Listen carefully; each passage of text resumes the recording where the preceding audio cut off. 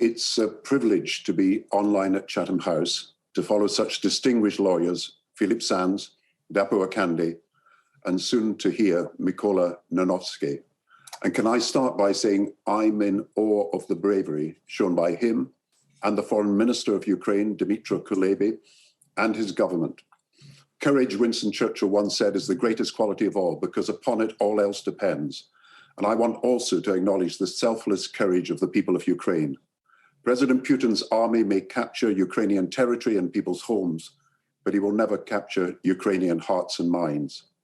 Already far too many lives have been destroyed, but Ukraine's resolve is indestructible. Hearts are being broken every hour of the day, but the unity of Ukraine is unbreakable.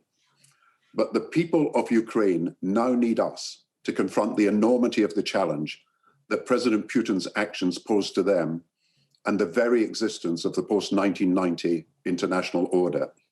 He has sought to overturn the rule of law by the use of force. He seeks to replace the principle of self-determination with a new form of imperialism based on a warped reading of history. In his attempt to redraw the map of Europe, he seeks to redivide East and West. If we were to acquiesce in any way, none of us could ever take freedom for granted ever again, or be sure that democracy or peace would triumph over totalitarianism. For all these reasons, and because of the scale of the suffering now imposed on the people of Ukraine, I believe that most people would agree that this act of aggression by Russia, deplored in the strongest terms this week by the UN General Assembly, cannot go uninvestigated, unprosecuted, and unpunished. But there is, as we have heard, a serious gap in international law. Since Russia is not a party to the statute of the International Criminal Court, then this crime of aggression cannot, as things stand, be investigated by the prosecutor. So even as we encourage Karim Khan QC and the International Criminal Court to investigate crimes against humanity, genocide, and war crimes that may include the targeting of civilians, the use of vacuum bombs, and the threat of nuclear terror, we must also address Russia's responsibility for aggression, crimes against peace, starting and continuing the war with no ceasefire and without safe passage on humanitarian grounds. Doing so will complement the work of the European Court of Human Rights in addressing violations of human rights and the request by Ukraine for the International Court of Justice to intervene on its behalf. So I'm here today to support the case my legal friends have so eloquently set out, and the documentation for which I have sent to governments across Europe. But most of all, I'm here to support the government of Ukraine, which is today calling on the international community to create a special tribunal to investigate the specific crime of aggression, one for which Mr. Putin and his closest military, political, intelligence, and financial collaborators may be found to be individually liable, having waged a war that has no conceivable legal justification, as it is not in self-defense and is contrary to the Charter of the United Nations.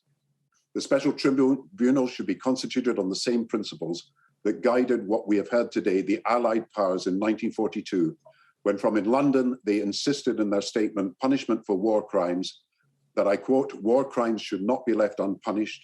It was a statement that led, as we've heard, to the International Military Tribunal, which led to the trials at Nuremberg.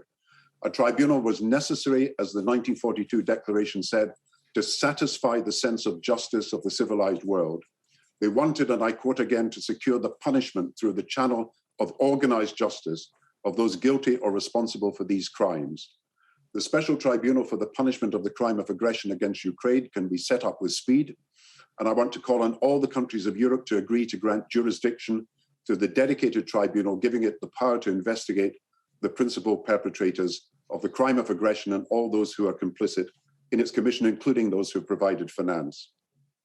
Now, the cost of war is to be counted not only in tanks destroyed, missiles fired, and bullets discharged, but in the desperate cry of wounded children, the anguish of bereaved mothers and fathers, and the tears and suffering of the innocent. We owe it to the people of Ukraine to act now and show them that never again will the crime of aggression go unpunished.